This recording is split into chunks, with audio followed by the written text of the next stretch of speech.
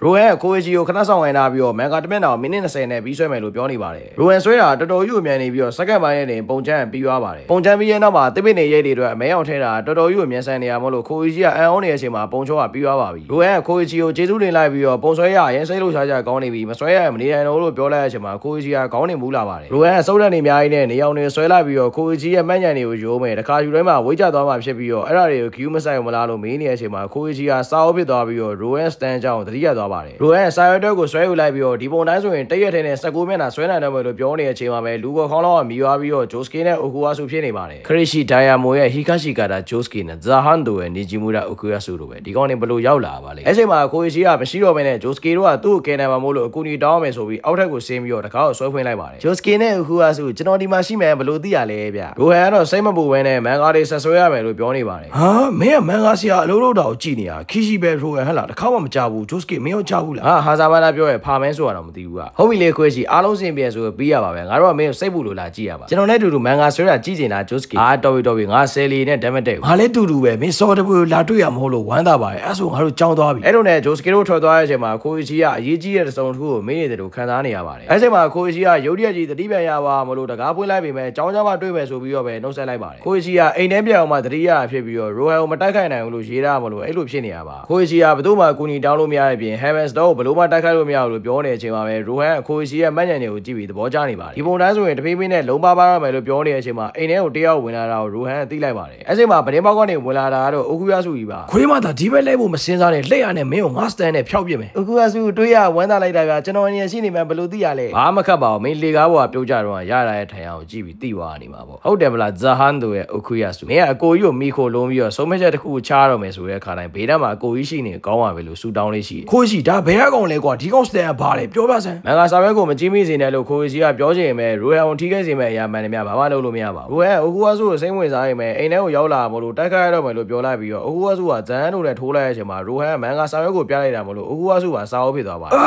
ခိုးကြီးဒါကြီးကဘာကြီးလဲဟာဟီကာရှိခါတာဂျိုစကီမင်းတကားနောက်မှာပုံနေငါသိတယ်ဒါကြီးကဘာကြီးလဲလို့အိုကူယာဆူကမေးနေတဲ့အချိန်မှာပဲဂျိုစကီကဘာလို့တကားနောက်မှာပုံနေရလဲသိလားလို့ရိုဟန်ကခိုးကြီးကိုမေးနေပါတယ်မန်ကာစာဘက်ကိုမကြည့်မိအောင်ဘောဗျရိုဟန်ကအိုကူယာဆူကိုတိုက်ခိုက်နေတယ်ဆိုတာအိုကူယာဆူက Heavens Door ကြောင်းမသိလို့ပါအခုဆိုရင်ဂျိုစကီကသိသွားပြီဆိုတော့ဂျိုစကီကိုတိုက်ခိုက်ရခတ်သွားပြီလို့ရိုဟန်ကပြောနေပါတယ်ဒါပေမဲ့ဂျိုစကီပုံနေတာအဲ့ဒါကြောင့်မဟုတ်ပါဘူးဂျိုစကီကမင်းကိုဘလို့ပြင်းရမလဲဆိုတာစဉ်းစားနေရကွာမှန်ပါတယ်အဲ့ဒါလည်းပါတယ်ဒါပေမဲ့ဂျိုစကီကမင်းတို့ထားပြီးထွက်ပြေးရမလားဆိုတာစဉ်းစားနေရကွာဂျိုစကီကအဲ့လိုလူမျိုးမဟုတ်ဘူးလို့ခိုးကြီးကပြောနေတဲ့အချိန်မှာရိုဟန်အဲ့ဒါကိုတီးတာပြီးသားဖြစ်ပြီးတော့ခိုးကြီးရဲ့မှတ်ဉာဏ်ထဲမှာဂျိုစကီကဒုက္ခရောက်နေတဲ့တငယ်ချင်းတွေကိုဘယ်တော့မှပြတ်သွားမှာမဟုတ်ဘူးလို့ပါနေပါတယ်ပြောချင်တာဒီကောင်ငါဘယ်သူဆိုတာသိသွားပြီဆိုတာအခုပြေးသွားပြီးတော့နောက်မှအကူအညီတွေနဲ့ပြန်လာလို့ရပါပဲဟုတ်တယ်နော်ဂျိုးထောင်ဆန်ကိုသွားခေါ်လို့ရပါပဲယူကာကိုဒါမင်းထိတဲ့နေရာကိုသိသွားရင်စိတ်တူသွားမှာကျွန်တော်သူ့ကိုထမ်းမတွေ့ချင်မဲ့သူ့စပိန်နေနဲ့ဆိုရင်တော့အနိုင်ရနိုင်တယ်ဒါပေမဲ့ရိုဟန်ကဂျိုစကီပြေးလို့မရအောင်လှုပ်ထားပြီးသားဖြစ်ပြီးတော့အိုကူယာဆူရဲ့မှတ်ဉာဏ်ပေါ်မှာဂျိုစကီတကူလို့ဖို့ကြိုးစားရင်အိုကူယာဆူကကိုရေးပူစော်ပြစ်မယ်လို့ရေးထားတာပါရေးပူစော်ပြစ်မယ်ဟုတ်လားအထိပ္ပယ်မရှိရဟ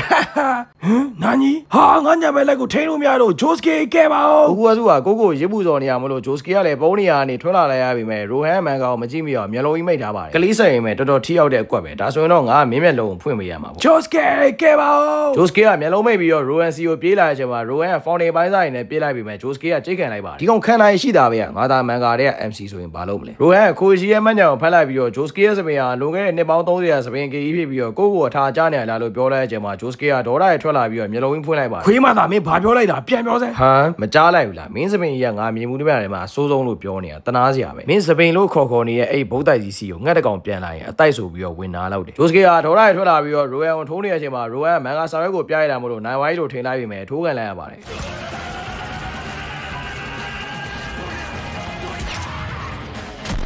ဂျိုစကီရဲ့မျက်လုံးရှိတဲ့တဲ့ကိုမန်ကာစာရွက်ပြလိုက်ပြီမဲ့ဘာလို့ဘာဖြစ်လာလဲလို့ရိုဟန်တွေးတဲ့အချိန်မှာစောင်းစင်ကြီးပြိုကျပြီးတော့ခိုးကြီးနဲ့ကိုကဆူကအကောင်းတိုင်းပြန်ဖြစ်သွားပါတယ်ဒါပေမဲ့ဂျိုစကီကရိုဟန်မမြင်ရမယ်နဲ့ဘယ်ကိုရောက်သွားလဲလို့မေးပြီးတော့ဒေါ်လာရဲ့ပိုးစိုးပတ်ဆက်ထွက်နေပါတယ်ဂျိုစကီကမန်ကာစာရွက်တွေမဟုတ်ဘဲနဲ့လူဘာမမြင်နိုင်လောက်အောင်အသိစိတ်လို့နေတာဖြစ်ပြီးတော့ပရိဘောဂတွေကိုဖျက်ဆီးပြီးတော့တောင်းချမ်းနေပါတယ်ဂျိုစကီကစပင်ုံထိရင်ဒီလောက်ကြီးဖြစ်သွားလိမ့်မယ်လို့ခိုးကြီးတော်မှမသိထားခဲ့ပါဘူးရိုဟန်စီရဲ့စာရွက်ကခိုးကြီးစီကိုပြန်ရောက်သွားပြီးတော့ဒီလောက်ကြီးဖြစ်သွားလိမ့်မယ်ဆိုတာခိုးကြီးရဲ့မှတ်ဉာဏ်ထဲမှာမပါတာမို့လို့ရိုဟန်ကဂျိုစကီရဲ့စပင်ကိုစော်ကားမိလိုက်တာပါအဲ့ဒီမှာခိုးကြီးကဂျိုစကီအမတ်တမဲ့ပြောရဘူး ဘူးတော့သတိရပါပါတယ်ဂျိုစကေ၄နှစ်သားတော့ရက်ပေါင်း90လောက်ပြင်းပြားနေခဲ့ပြီးတော့ဆေးရုံသွားတဲ့လမ်းမှာနှင်းမွန်တန်းကြောင့်ကားထိုးရသွားခဲ့ပါတယ်ချိန်ကာလအပြင်ပြောရရင်တော့ဂျိုးသက်ကြီးတို့အုပ်စုအီဂျစ်ကိုသွားနေတဲ့အချိန်မှာနှင်းမွန်တန်းကအရန်ကိုစိုးဝါးနေရမလို့ထိုမိုကိုကဘာလို့မှမသိဖြစ်နေတဲ့အချိန်မှာចောင်းသားလေးတယောက်ဟာနှင်းမွန်တန်းထဲမှာပေါ်လာခဲ့ပါတယ်ចောင်းသားလေးကိုမကောင်းတဲ့လူလို့ထင်သွားတဲ့ထိုမိုကိုကအဝေးကိုထွက်သွားဖို့ပြောနေမယ်ចောင်းသားလေးကကလေးကဖျားနေရမလားကားကိုတုံးဝင်းမယ်လို့ပြောပြီးတော့အင်ဂျီကိုဘိန်းလုံးရှိမှခင်းလိုက်ပါတယ်ကားကိုတုံးဖို့လုံးနေတဲ့ចောင်းသားလေးကထိုမိုကိုဆက်နိုးကိုင်းနေပြီးတော့ဆက်နိုးရနဲ့လောကမရတော့မယ်နဲ့တောက်လျှောက်မောင်းဖို့ပြောနေရမလို့ထိုမိုကိုကလည်းခေါင်းငိမ့်လိုက်ပြီးတော့ကားဆက်နိုးလိုက်ပါတယ်ဂျိုစကေကចောင်းသားလေးကိုကြည့်နေတဲ့အချိန်မှာចောင်းသားလေးကကားကိုအရှင်ရအောင်တိုးမိလိုက်တာမလို့ကားရွေ့သွားပြီးတော့ထိုမိုကိုကចောင်းသားလေးကိုကျေးဇူးတင်လိုက်ပါတယ်ဂျိုစကေကចောင်းသားလေးရဲ့ပုံသဏ္ဍာန်ကိုကားမှန်နေတွေ့လိုက်ရပြီးတော့ចောင်းသားလေးကနေမွန်တိုင်းထဲမှာကြံခဲ့ပါတယ်ထိုမိုကိုကចောင်းသားလေးကိုရှာခဲ့ရင်ပဲရှာမတွေ့ခဲ့ပါဘူးဂျိုစကေကလည်းသူ့ရဲ့စံပြပုဂ္ဂိုလ်ဖြစ်တဲ့ចောင်းသားလေးရဲ့ပုံစံအတိုင်းနေထိုင်ခဲ့ပါတယ်ဒီသမီးကိုမကောင်းပြောတာဟာចောင်းသားလေးကိုမကောင်းပြောရတဲ့အတူတူပဲမို့လို့သမီးအကြောင်းပြောခဲ့ရရင်ဂျိုစကေရဲ့စိတ်တွေကတစုံတစ်ခုဟာနှိုးထားလာတာပါအဲ့တော့ရှောက်ပြောနေတာထင်လို့တေချာနားမထောင်မိခဲ့ရဒီလိုကိစ္စမျိုးဖြစ်ခဲ့ဘူးလားအဲ့ချိန်မှာရိုဟန်ကဖောင်တိန်ကြီးကိုကောက်ဝင်လိုက်တာမို့လို့အိုကူအဆူကတိုက်ခိုက်တော့မဲ့ချိန်မှာရိုဟန်ကဒီဖြစ်ရက်တွေကိုမန်ကဆွဲဖို့အတွက်တတိမလစ်ခင်မှာခြာရေးသွားခဲ့နေတာပါဒီလူရဲ့ဆွဲရတော့တကယ်ချီကျူးစရာပဲဗျာ